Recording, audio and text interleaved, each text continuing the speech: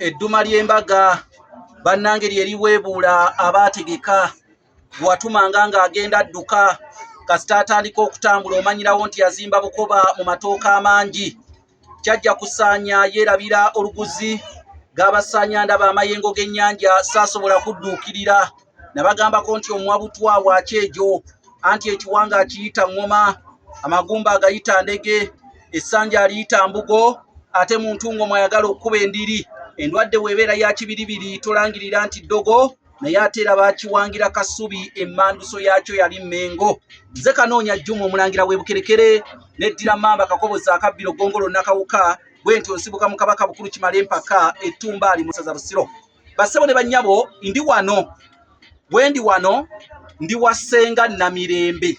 Ssenga Namirembe ono asangibwa Mpereerwe naye nga tonnatuuka ku Muvule awo nga bakolera Entebbe awo ojja okusanga Ssenga Namirembe wabula eddagala lyonna eryekuusa ku birwadde ebituzinya oluguje aliyina naye wendi wano nkwanjulirako eddagala kinnakimu tusobole okubeera nga tufokasinga ku ndwadde emu ojje ejjanjabiseeyeeveewo.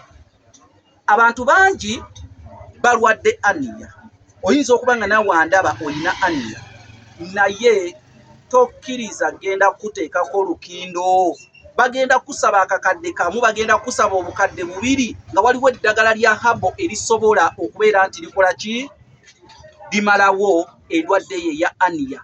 Aniya onywa ekyo ki aniya ofuluma kifulumi naye nga tebakutaddeeko lukindo kuba nakuteekako olukindo oluusi tolina kyojja kwekolera eddagala baliyina liirino eddagala lya aniya liirino omukebe gwa mitwalo ebiri omukebe gwa mitwalo ebiri ogw'eddagala lino erya aniya.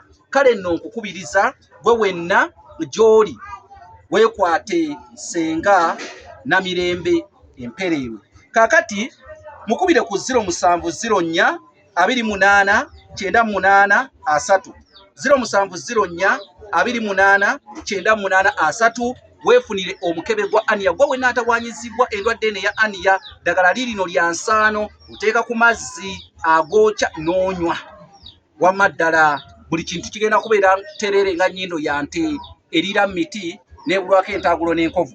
Kale kambeere ng'ate mbawa embuulirire ey'olunaku olwaleero sobola gyerabira.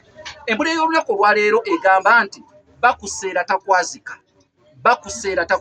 Ebiseera ebisinga abantu bangi balina nnyo enkola oli najja n'agamba nti atogula kintu ekyo bakiseera ekyokulabirako era lyeddagala lino nemune toligula emitwalo ebiri mingi naye bw'osobola omubuuza aganye okugula eddagala lino erya aniya osobola omubuuza nti nno kaakati kale sijja ddigula baliseera naye gwe olinayo eri eya aniya olikola ekyo olintaaseeko neme kusaasaanya ssente oba kusipendinga ssente ajja kugamba sirina kati oyo tajja kuyamba ndwaki kuba akulemesezza oggula ekintu.